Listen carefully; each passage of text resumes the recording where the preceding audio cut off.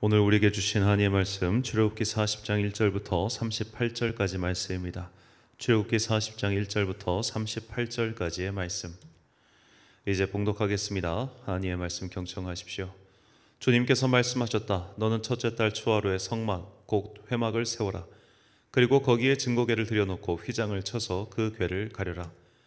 또 너는 상을 가져다가 격식대로 차려놓고 등잔대를 가져다가 그 위에 등잔불을 올려놓아라.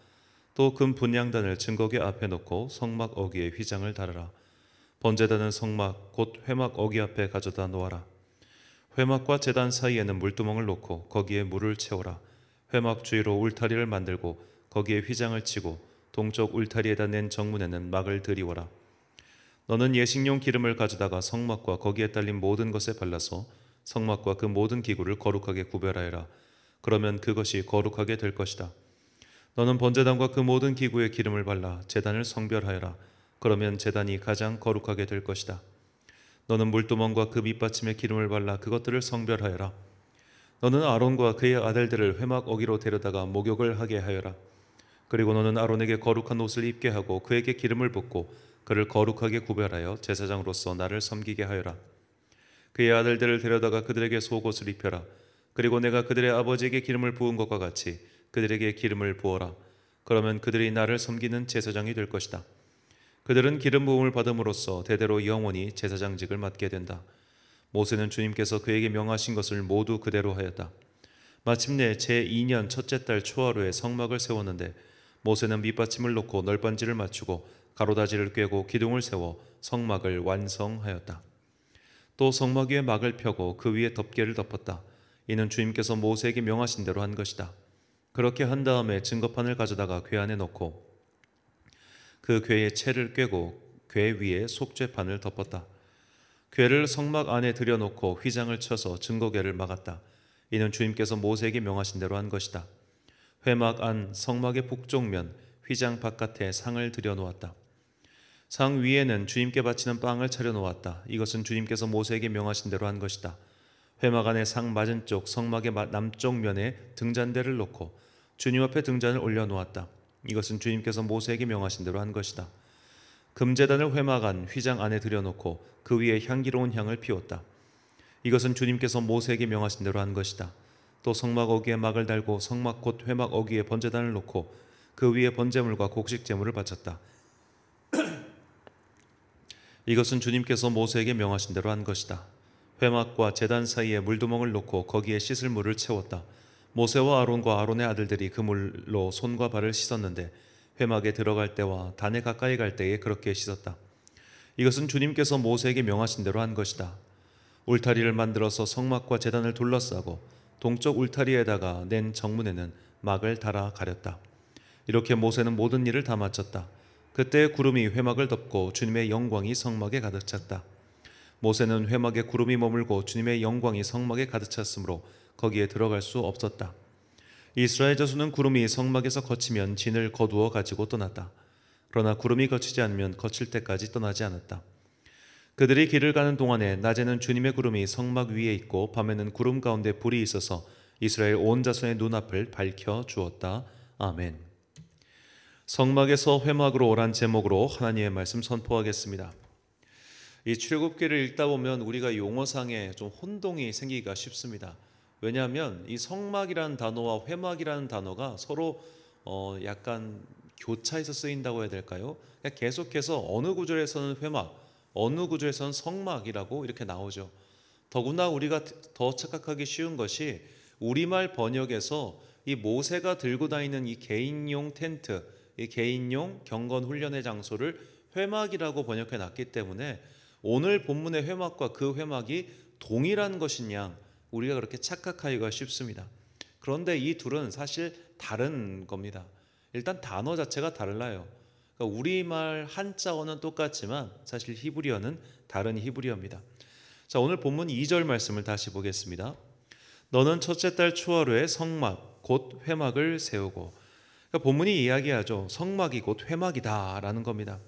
그런데 이 성막과 회막은 히브리어가 다릅니다.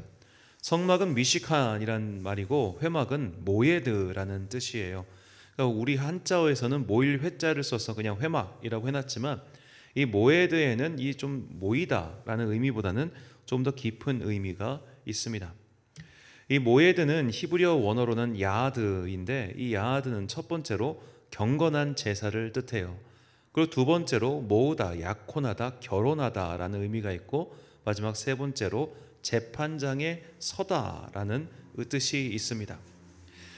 자, 이 아야드 혹은 모에드라는 단어를 기억하고 우리가 이 회막의 정말 기능이 무엇인가 다시 한번 생각해 봐야 합니다. 자, 이 단어를 통해서 우리가 유추할 수 있는 성막 곧 회막의 기능에는 총 세 가지가 있다고 볼 수 있겠습니다. 첫 번째로 회막 곧 성막은 예배드리는 장소입니다. 이것은 예배를 위하여 기능적으로 만들어진 공간이며, 또한 우리는 이 공간을 예배를 위하여 사용해야 한다는 것이죠. 자, 두 번째로 이 약혼하다, 결혼하다, 또 재판장에 서다. 이 약혼식, 결혼식 혹은 재판장에 서는 이 모든 것은 사실 공적인 행동입니다. 공적인 행동이란 누구나 다 나를 볼 수 있는 행위를 뜻해요. 예를 들어 우리가 사적인 일을 누가 와서 사진을 찍거나 취재를 하면은 이건 사적인 일이니까 하지 마세요라고 반대할 수 있지만, 굉장히 공적인 장소에서 공적인 일을 할 때 그것이 노출되는 것을 우리가 피할 길이 없죠. 공적인 일이란 노출되는 것을 감안하고 하는 일입니다. 그렇기 때문에 하나님을 만나는 일 또한 우리에게 공적인 일, 즉 누구나 볼 수 있고 또 어떻게 보면 그것을 알 수 있는 그런 일이라는 겁니다. 그러므로 이런 공적인 일, 하나님을 만나는 시간이 우리에게 굉장히 공적인 시간이다. 이것을 우리가 염두해야 되고요. 마지막 세 번째로 결혼이든 약혼이든 이것은 남녀 사이에 은밀하고 내밀한 일이죠. 마찬가지로 하나님과 만나는 일 또한 나와 그분 사이에 내밀한 사건이라는 겁니다. 우리가 하나님께 어떤 기도를 했는지 그 기도에 대해서는 내가 남에게 발설하지 않는 한 남은 알 수가 없습니다. 나의 영적인 상태 남은 알 수가 없습니다. 짐작만 할 뿐이죠.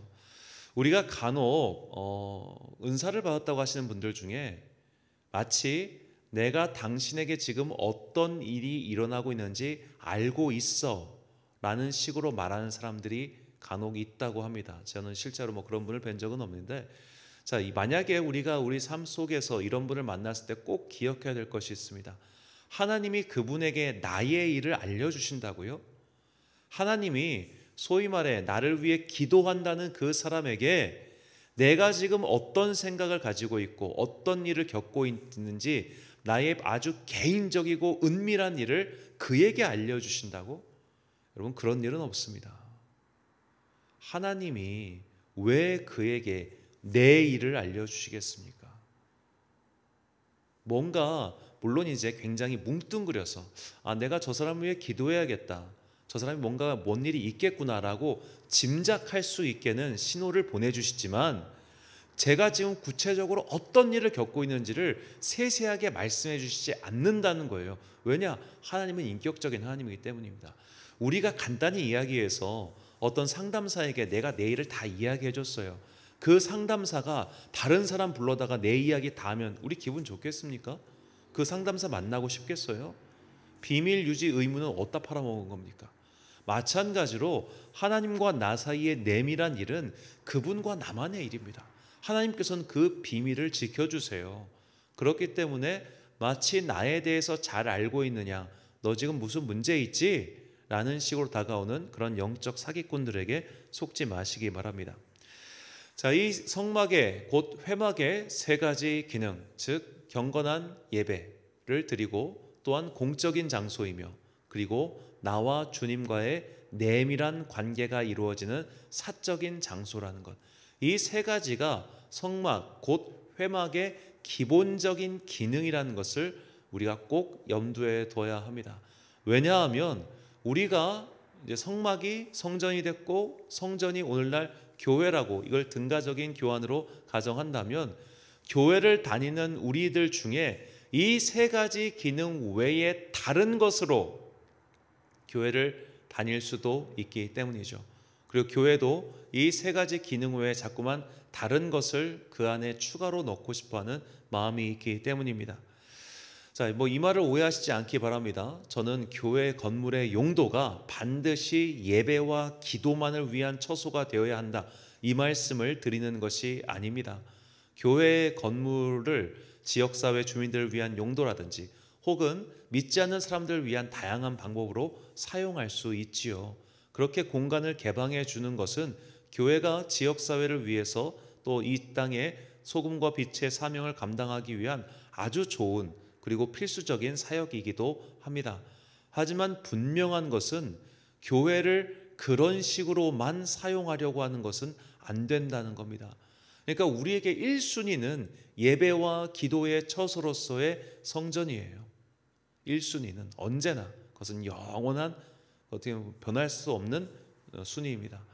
그런데 이제 그 외의 것이 자꾸만 그것을 침범하면 안 된다는 거예요. 자, 예를 들어 정말 가끔씩 벌어질 수 있는 일인데 교회 본당을 행사용으로 사용할 수 있습니다. 충분히 사용할 수 있습니다. 하지만 그렇게 한다면 그때 기도하는 사람들은 어디로 가야 됩니까? 또 그 행사 때문에 그 다음에 예배가 방해된다면 그건 정말 어불성설이죠. 가끔씩 우리가 이제 요새 이제 정말 대형 교회들은 요새 참 그런 일 별로 없습니다. 예전에는 토요일 날 교회에서 결혼식을 하고 나면 그 결혼식의 어떻게 보면 흔적들이 주일날 남거나 혹은 결혼식이 너무 이렇게 좀 소위 말해 성대하게 벌어져 가지고 주일을 준비하기에 조금 곤란한 일이 벌어지곤 했었어요. 뭐 장의자를 움직인다든지 여러 가지 일들 때문에 참 그런 어려움들이 있는 경우가 아주 간혹 있었습니다. 그래서 요새는 이제 아예 그냥 교회 안에 따로 예식장을 차린다거나 혹은 요새는 주로 이제 기독교인들도 예식장에서 결혼을 많이 하시죠. 왜냐하면 하객들이 그렇게 많이 오지 않기 때문입니다. 자, 그런 식이 되다 보니까 이제 주일에 지장이 생긴 일이 가끔씩 종종 발생하는 일들이 분명히 있었습니다. 그러니까 우리가 그런 일이 생기면 안 된다는 거예요. 이것을 우리가 그냥 그럴 수도 있지라고 넘어갈 것이 아니라 이것만큼은 절대로 양보할 수 없는 가치야. 교회는 예배를 드리는 곳이야. 교회는 내가 하나님을 만나기 위해 가는 곳이야. 그리고 내가 기도하는 그 모습을 누군가는 볼 수 있어. 그러니 항상 태도를 주의해야 돼. 이것을 꼭 우리가 기억해야 한다는 뜻입니다. 우리가 교회를 그 외에 자꾸 다른 목적으로 누군가를 만나기 위해서 누군가와 교제하기 위해서 교회를 이용하는 분들이 계세요. 지역사회 사람들이라면 오히려 반가운 일이죠. 교회가 지역사회 사람들이 모일 수 있는 살롱이 된다면 저는 그 또한 기쁜 일이라고 생각합니다. 하지만 교인들이 교회를 그저 그런 식으로 이용하려고 하는 태도를 보일 때마다 혹은 교회를 그것을 자기 자아 실현의 장으로 삼으려고 하는 것을 볼 때마다 참 안타까운 마음을 금할 수가 없습니다. 꼭 기억하십시오. 우리의 교회, 우리의 성전은 예배와 기도의 처소입니다. 그것이 첫 번째고 나머지는 아주 부가적인 일종의 옵션에 불과합니다. 그러므로 공적인 예배, 공적인 기도, 그리고 나의 내밀한 주님과의 교제를 위한 이 성전을 정말로 나의 회막으로 삼고 그것을 지켜나가는 것, 이것이 오늘 우리에게 꼭 필요한 그리스도인의 삶의 자세라는 것을 기억하십시오. 이사야 56장 7절 말씀입니다. 내가 곧 그들을 나의 성산으로 인도하여 기도하는 내 집에서 그들을 기쁘게 할 것이며 그들의 번제와 희생을 나의 제단에서 기꺼이 받게 되리니 이는 내 집은 만민이 기도하는 집이라 일컬음이 될 것임이라. 아멘. 사랑하는 천안광성교회 성도 여러분, 그리고 이 새벽을 함께 깨우고 계신 귀한 주님의 자녀 여러분, 교회는 예배와 기도의 장소입니다. 이것이 교회의 존재 목적이고 첫 번째 사명입니다. 나머지는 정말 나머지에 불과합니다. 교회가 기도와 예배의 처소로서 그 본연의 기능을 충실히 감당하고 있다면 그 교회는 이미 세상의 소금과 빛의 사명을 충분히 감당하고 있다는 것을 꼭 기억하시기 바랍니다. 간혹 어떤 분들 중에는 왜 교회가 이렇게 예배와 기도만 하냐라고 비난하시는 분들도 있습니다. 하지만 교회는 그것을 위해서 먼저 지어졌다는 것을 꼭 기억하십시오. 나머지 일을 하지 말아야 한다는 뜻이 아니라 그것만으로도 교회는 충분히 역할을 감당하고 있다는 뜻입니다. 그리고 또한 우리가 교회를 그 외에 다른 목적으로 자꾸만 사용하려고 해서는 안 됩니다. 물론 내가 기도와 예배에 충실하면서 또한 다른 이의 구원을 위하여 그런 어떤 교회라고 하는 기관을 사용할 수는 있죠.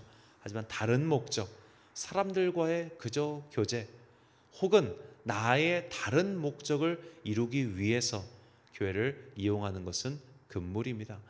교회는 모든 사람이 기도하고 또한 모든 사람이 예배드릴 수 있는 공적인 장소이며 나와 하나님과의 내밀한 관계가 이루어지는 그런 기도의 처소라는 것을 꼭 잊지 마시고 교회를 내 뜻과 내 마음에 따라 이용하는 것이 아니라 오직 말씀에 근거한 이 말씀대로의 그 본연의 기능을 충실히 또한 사용하고 그것을 또 지켜나가는 여러분과 제가 되시길 주님의 이름으로 축원합니다. 기도하겠습니다. 사랑과 은혜가 풍성하신 아버지 하나님, 오늘 성막 곧 회막의 기능에 대해서 우리에게 깨닫게 해주시니 참으로 감사합니다. 회막은 하나님께 경건한 제사를 드리는 장소였으며 또한 하나님과 내밀한 교제가 이루어지는 장소였습니다. 이 성막의 기능을 이어받은 오늘날의 교회 또한 기도와 예배의 공적이자 사적인 처소라는 것을 꼭 잊지 않게 하여 주옵소서. 우리가 사회를 향한 이 선교의 사명을 감당하되 먼저 믿음의 본질을 놓치지 않고 먼저 지켜야 할 것을 지킨 이후에 그 나머지의 것들을 잘 수행하는 주님의 손과 발 되게 하여 주옵소서. 우리의 예배와 우리의 기도가 누군가가 볼 때는 참으로 어리석고 불필요해 보이지만 그것이야말로 이 세상을 지키고 있는 소금과 빛의 기둥이라는 것을 잊지 말고 이 부르심을 받은 첫 번째 사명을 잘 감당하는 주님의 거룩한 교회, 거룩한 성도들 되게 하여 주옵소서. 한 주간의 업무를 마무리하는 금요일입니다. 주님께서 각 사람에게 지혜의 영을 부어주사 각자의 맡은 바 그 삶의 터전에서의 그 사명 잘 감당하게 하여 주옵소서. 갑자기 추워진 날씨로 인해 우리 성도들의 건강을 상하지 아니하도록 주님께서 따뜻한 성령의 바람을 그들 가운데 불어 주시옵소서. 오늘 저녁 우리가 함께 모여 기도할 때에 주님께서 이 기도의 처소 가운데 당신의 영을 보내주시기를 간절히 소망하오며 이 모든 말씀 우리 구주 예수 그리스도의 이름으로 기도드립니다. 아멘. 오늘의 기도 제목입니다. 나는 교회를 왜 다니고 있습니까? 교회는 예배와 기도를 위한 성소입니다. 나는 교회를 목적에 맞게 이용하고 있는지 묵상하시기 바랍니다. 오늘 주신 기도의 제목 가지고 기도와 묵상에 힘쓰는 하루 되십시오. 기도하겠습니다.